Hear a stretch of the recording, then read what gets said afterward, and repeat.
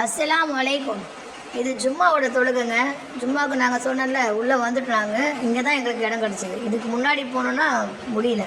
இங்கே தான் எங்களுக்கு இடம் கிடச்சிது. நாங்கள் ஜும்மா தொழுதுட்டு இருந்தோம். இங்கே பாருங்கள், ஜும்மா தொழுதுட்டு வெளியே வரோம். இந்த அம்மா கூட்டம் இருக்குது பார்த்தீங்களா?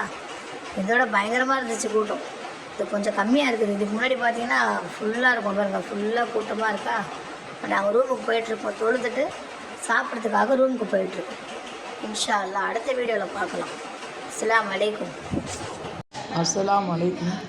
எங்களை கூட்டிகிட்டு போன அந்த கைடு எங்களுக்கு சில பயான்லாம் சொல்லி கொடுத்தாரு. எப்படி உம்ரா பண்ணுறது, என்னென்ன வழிமுறைகள் சொல்லி கொடுத்தாரு. இன்ஷா அல்லாஹ் நீங்களும் கேளுங்க. வரும் நாட்களில் இதோட அடுத்த வீடியோவில் நான் போடுறேன். அவர் எல்லாமே அந்த ஜம்சம் வாட்டர் பற்றி, அப்புறம் இந்த தவாப் பற்றி, மகாமே இப்ராஹிம் எல்லாத்த பற்றியும் எங்களுக்கு விளக்கி சொன்னதுனால இன்னும் கொஞ்சம் எங்களுக்கு உம்ரா பண்ணுறதுக்கு கொஞ்சம் ரொம்ப வசதியாக இருந்துச்சு. வரும் நாட்களில் நீங்களும் இது கேளுங்க.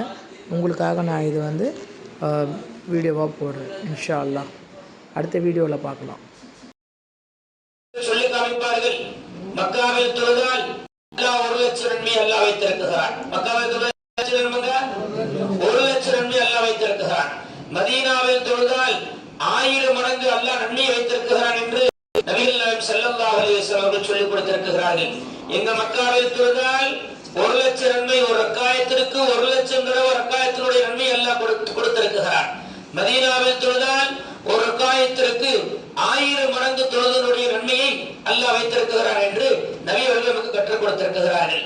ஹதீஸை அறிவிக்கக்கூடிய இமாம்கள் நமக்கெல்லாம் அறிவுறுத்தி கொடுத்திருக்கிறார்கள். மக்காவில் தொழுதால் 1,00,000 நன்மையை அல்லாஹ் வைத்திருக்கிறார். மதீனாவில் தொழுதால் இன்ஷா அல்லாஹ் 50,000 நன்மையை அல்லாஹ் தருவான் என்று ஹதீஸை அறிவிக்கக்கூடிய இமாம்கள் நமக்கெல்லாம் இணைந்திருக்கிறார்கள், வழிவகுத்து கொடுத்திருக்கிறார்கள். அப்போ இந்த மக்காவில் தொழுதா 1,00,000 நன்மை. நாம் இப்ப